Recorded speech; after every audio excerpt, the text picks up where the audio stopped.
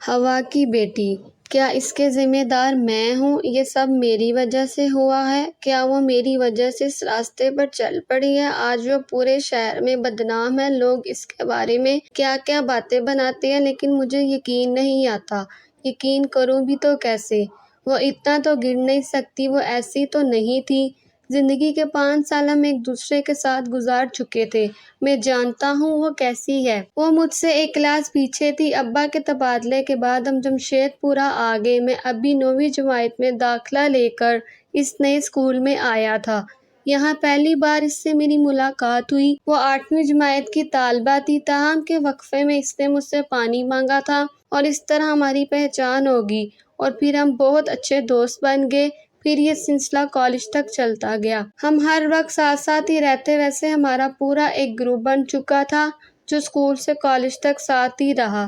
پورا گروپ ساتھ گھومتا پھرتا، ساتھ کھاتے، ساتھ پڑھتے، لیکن ہم دونوں میں بہت زیادہ ہی بنتی تھی۔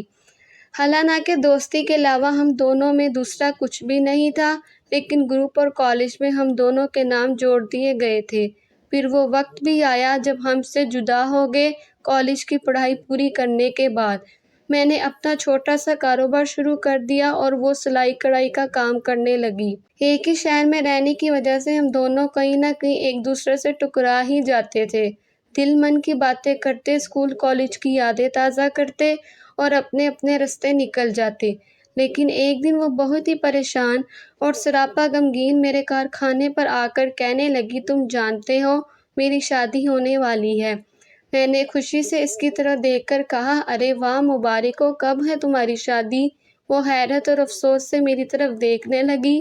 میں نے پیار سے اس کے سر پر چتت لگاتے ہوئے کہا، ایسے کیا دیکھ رہی ہو؟ ارے بھائی، میں نے پوچھا کب ہے شادی؟ وہ تھوڑی دیر خاموش کھڑی مجھے دیکھتی رہی اور واپس جانے کے لیے مڑ گئی۔ میں نے دوڑ کر اس کے سامنے جا کر کھڑا ہو گیا۔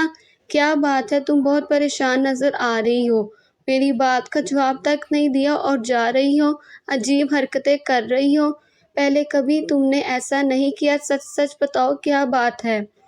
لیکن وہ گمسم کھڑی پاگلوں کی طرح ایک ٹک بس مجھے دیکھے جا رہی تھی، جیسے وہ کچھ کہنا چاہ رہی ہو لیکن اسے الفاظ نہیں مل رہے تھے۔ مجھے لگا اس کی طبیعت ٹھیک نہیں، میں نے اسے اس کے گھر پہنچا دیا۔ کچھ دنوں بعد کالج کے کسی ساتھی سے ملاقات پر پتہ چلا کہ اس کی شادی ہو گئی ہے۔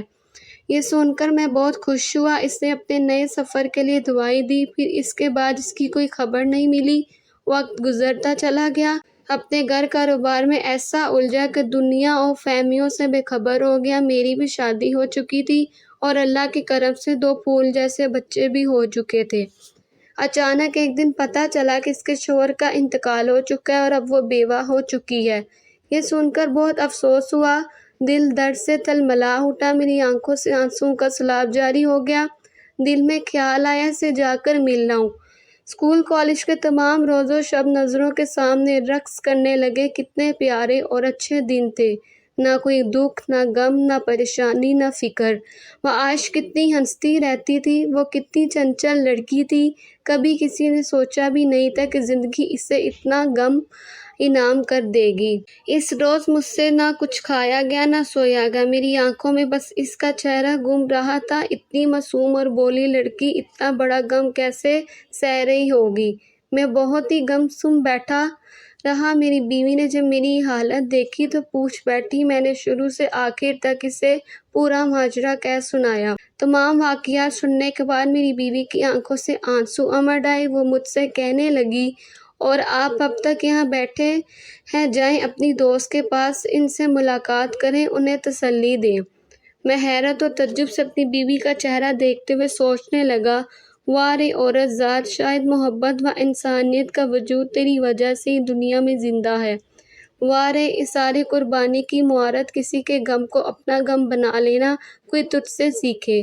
کسی کے درد کو اپنے اندر محسوس کرنا تیری ہی ذات سے وابستہ ہے، اس لیے ہی خدا نے تجھے ماں کا درجہ دیا ہے۔ اس وجہ سے تو بہن بھی ہے اور بیٹی بھی اور ایک اچھی پاک دوست بھی۔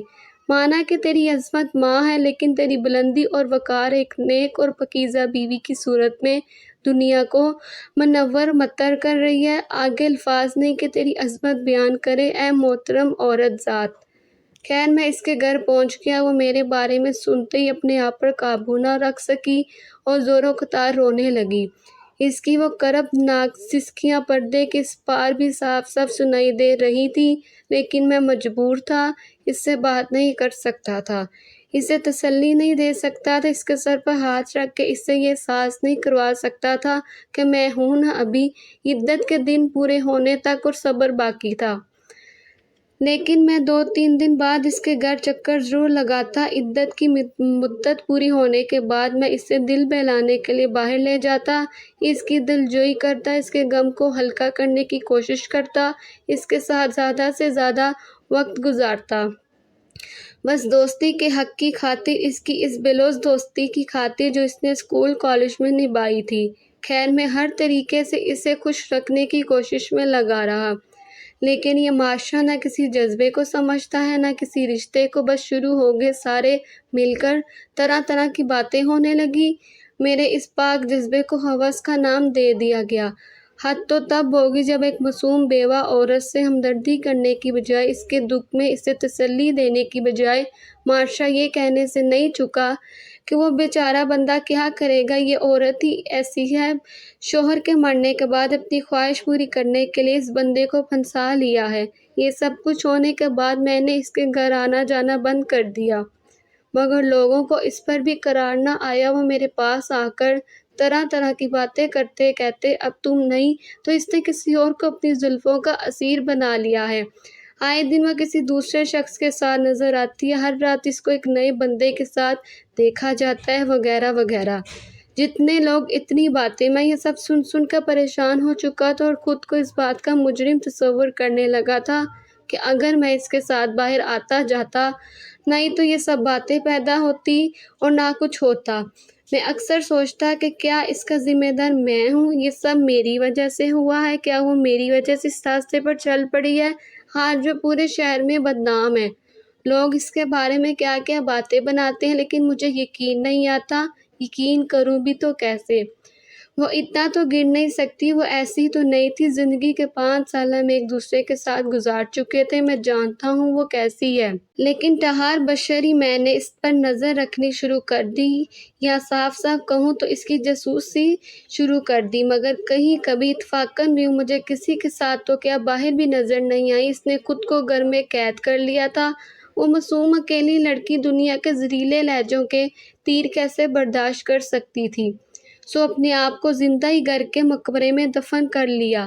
ادھر لوگوں کی چہگومیاں رکنے کا نام ہی نہیں لے رہی تھی۔ دھیرے دھیرے یہ باتیں میری بیوی کے کانوں تک جا پہنچی۔ میری بیوی مجھ سے کہنے لگی، باہر کیا باتیں چل پڑی ہیں، آپ کو پتہ ہے؟ میں نے حیرت سے کہا، کون سی باتیں؟ آپ کی اور آپ کی بیوہ دوست کی۔ میں نے کہا، جانتا ہوں مگر کیا کر سکتا ہوں۔ میری بیوی میری طرف دیکھ کر مسکراتے ہوئے بولی، سب کا منہ بند کر دیجیے۔ میں سمجھا نہیں، اتنے لوگ کا منہ میں کیسے بند کر سکتا ہوں؟ آپ ہی کر سکتے ہیں۔ میری بیوی مجھے پیار سے نہارتے ہوئے بولی۔ میں حیرت سے اس کی طرف دیکھ کر بولا، پہیلیاں نہ بجاؤ، صاف صاف کہو کیا کہنا چاہتی ہو۔ پھر جو میری بیوی نے کہا، اسے سن کر میں ہوا کی بیٹی کی عظمت کو سلام کرنے سے اپنے آپ کو روک نہ سکا۔ میری بیوی بولی، اس بیچاری سے نکاح کر لو۔ میں دم بخود اپنی بیوی کو دیکھتا رہ گیا جو مسکرائے جا رہی تھی۔ میں نے آگے بڑھ کر اپنی بیوی کو گلے سے لگایا اور کہا، نہیں نازو، میں تمہاری جگہ کسی اور کو سوچ بھی نہیں سکتا۔ وہ بولی، میں جانتی ہوں میرے سرتاج، لیکن میں اتنی بھی خود غرض نہیں کہ اپنے شوہر کے دوستی کو ایسے رسوا ذلیل ہوتے دیکھتی رہوں۔ اور رہی میری بات، تو کیا ہمارے رسول اللہ کی بیویاں ایک ساتھ نہیں رہی؟ میں آپ کو وعدہ دیتی ہوں ہم سب ایک ساتھ بہت خوش رہیں گے۔ میں نے اپنی بیوہ دوست سے نکاح کر لیا، اب ہم ایک ساتھ بہت خوش ہیں۔ میری دونوں شریک حیات سکی بہنوں کی طرح پیار اور محبت سے رہتی ہیں۔ دوسرے نکاح سے میرے گھر ہوا کی بیٹی نے جنم لیا ہے، وہی ہوا کی بیٹی جس کے اثار و قربانی، دوسرے کی تڑپ و محبت کے جذبہ کے آگے یہ آدم کا بیٹا اپنا سر کم کرتا ہے۔ وہاں تبھی اللہ نے ہوا کی بیٹی کی یہ عظمت و بلندی رکھی ہے کہ آدم کے بیٹے کی جنت بھی ہوا کی بیٹی کے قدموں میں ہے۔ اگر ہماری ویڈیو پسند آئے تو ہمارے چینل کو سبسکرائب کریں۔ ملتے ہیں نیکسٹ ویڈیو میں۔ اللہ حافظ۔